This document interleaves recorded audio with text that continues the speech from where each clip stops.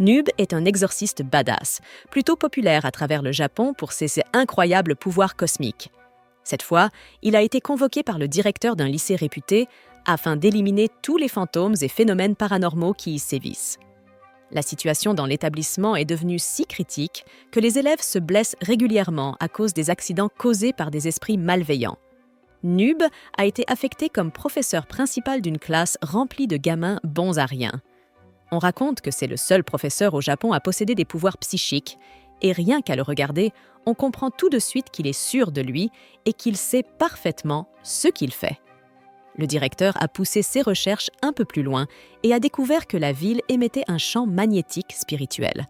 Cependant, ce champ magnétique est particulier. Il ne ressemble en rien à celui qu'on trouve habituellement dans des lieux comme les forêts.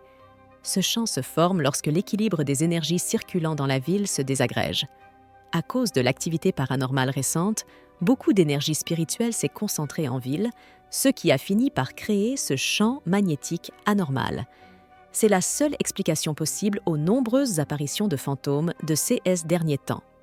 Pendant ce temps, dans la classe 5, Makoban sermonne Katsuya parce qu'il utilise son smartphone en cours. Mais Katsuya se contente de lui tapoter la tête en répondant qu'il n'y a pas de professeur dans les parages pour le prendre sur le fait.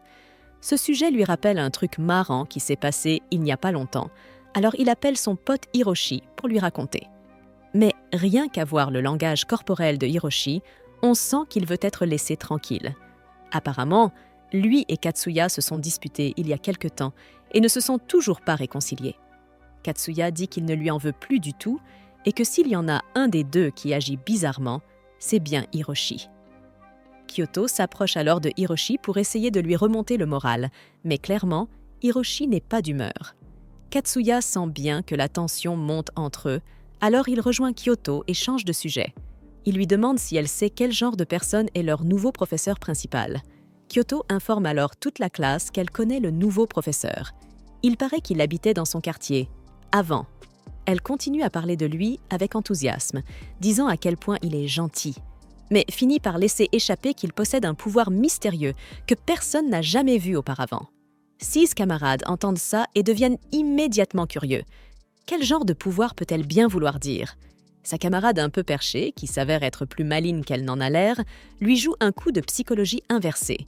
Elle lui dit qu'elle ment, qu'il n'a aucun pouvoir. Kyoko mord immédiatement à l'hameçon et révèle que le pouvoir mystérieux du professeur, c'est l'exorcisme. Quelques secondes plus tard, son cerveau la rattrape enfin. Elle réalise qu'elle n'aurait jamais dû dire ça et se couvre la bouche, choquée. Mais c'est trop tard, ses camarades l'ont entendue. Et ils ne la croient pas. Ils supposent tous qu'elle raconte n'importe quoi.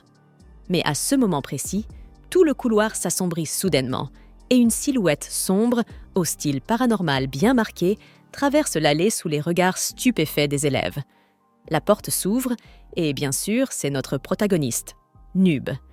Il apparaît dans l'embrasure, tenant littéralement une boule de cristal dans la main, entouré d'une flopée d'effets cosmiques flottants. Son aura est si intense que certains élèves commencent carrément à flipper. Mais l'ambiance mystique s'effondre l'instant d'après, quand les fausses flammes cosmiques de Izette prennent feu accidentellement sur lui. Une vingtaine de minutes plus tard, le cours commence enfin. Nub écrit son nom au tableau et se présente comme Monsieur Mezunub, leur nouveau professeur principal. Maki lève la main pour poser une question.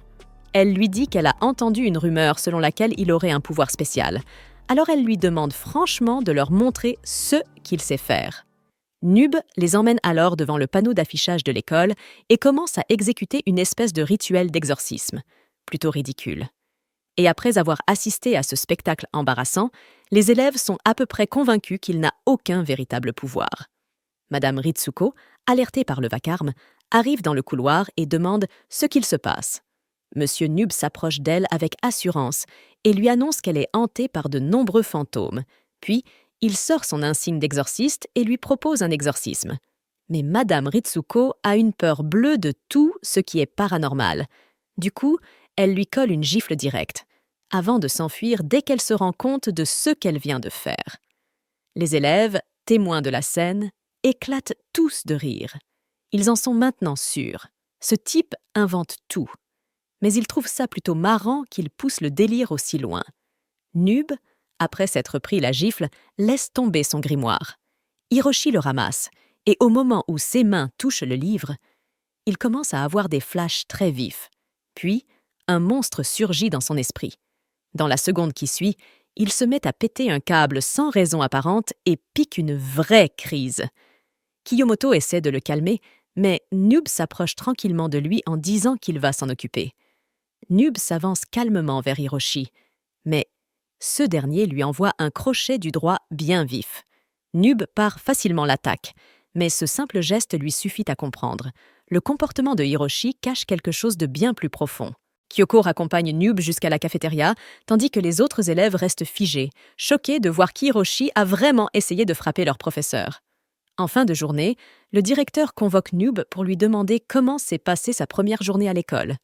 Nub lui explique qu'il a déjà repéré de nombreux esprits et yokai sur place, mais que le vrai problème, c'est qu'il ne peut pas se permettre d'aller exorciser tout ce qu'il croise au hasard dans l'établissement.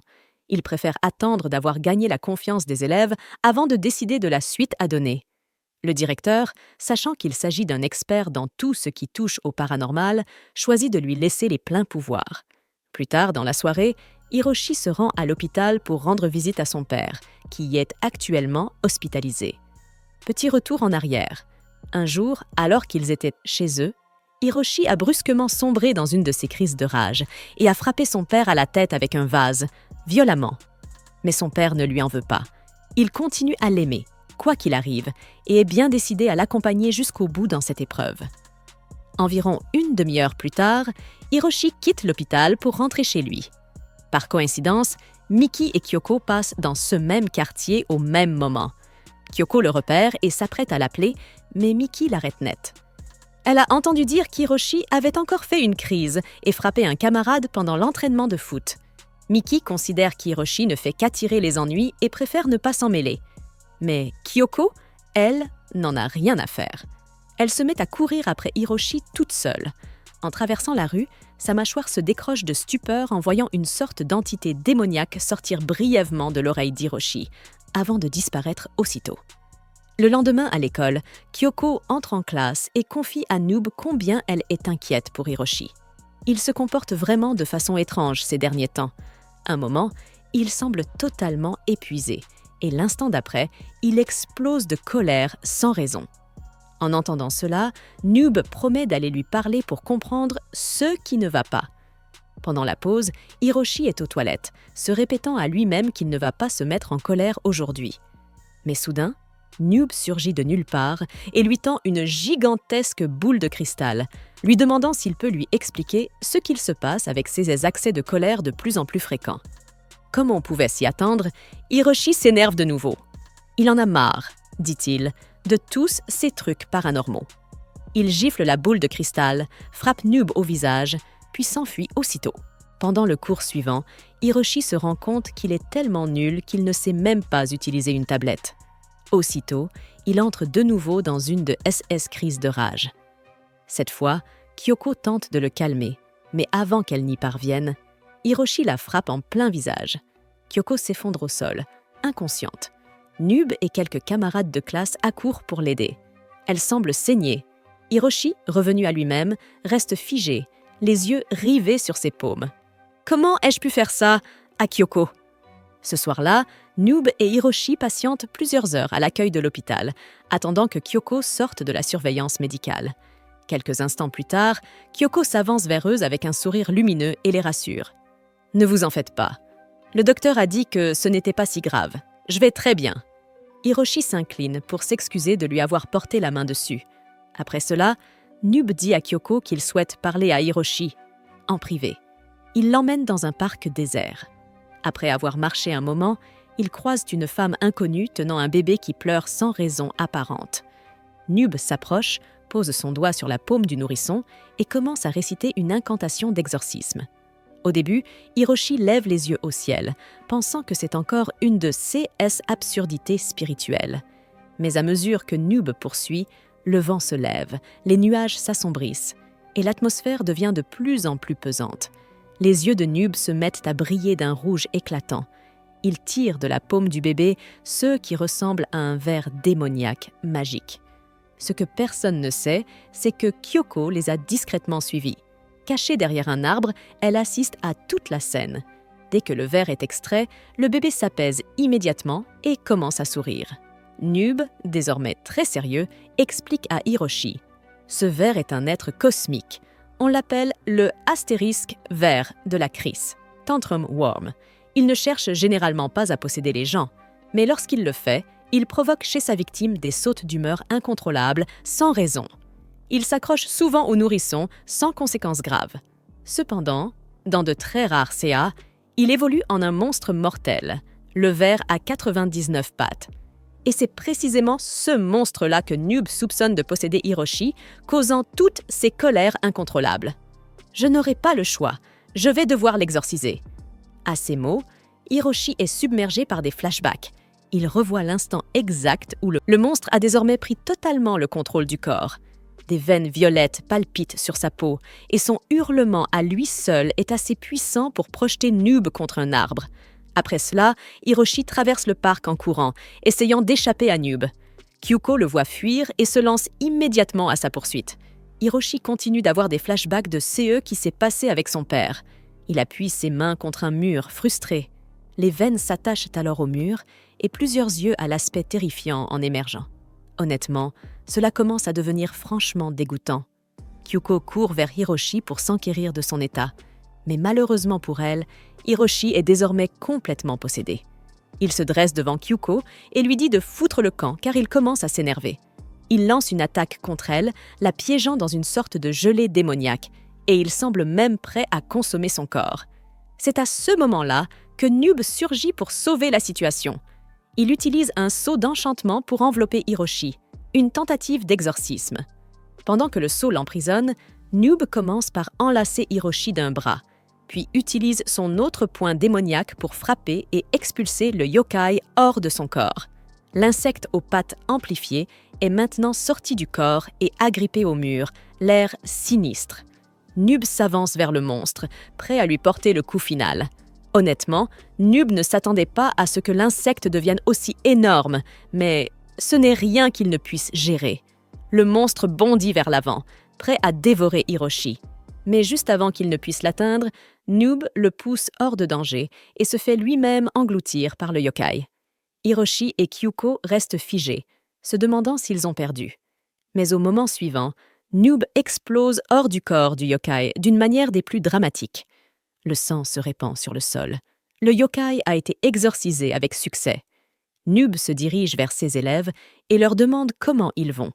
Hiroshi s'incline immédiatement pour s'excuser auprès de Noob de lui avoir fait subir tout ça. Noob lui ébouriffe simplement les cheveux et lui dit que c'est normal, qu'un professeur doit toujours aider ses élèves quand ils sont en difficulté.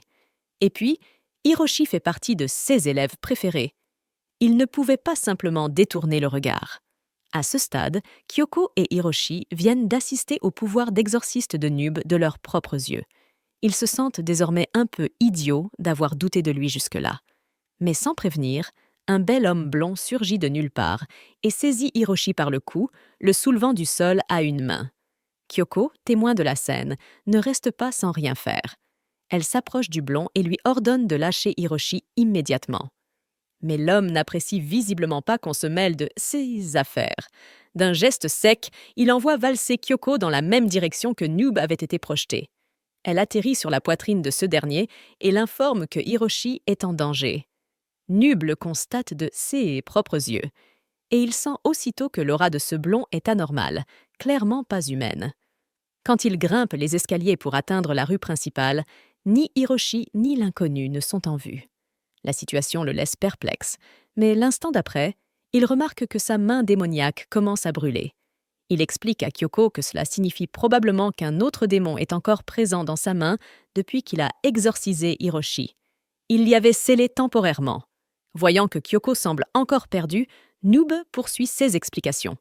Il lui apprend que cette main démoniaque est une arme puissante, conçue pour affronter les esprits sans réceptacle et les yokai maléfiques. Mais ce n'est pas le plus important. Il doit retrouver Hiroshi au plus vite. Alors, il demande à Kyoko de rentrer chez elle. Mais elle refuse. Elle veut rester pour aider Hiroshi et participer à son sauvetage. Noob, toutefois, insiste. « Je ne peux pas te laisser venir. L'aura de ce type est beaucoup trop intense. Si tu t'approches, tu risques d'y laisser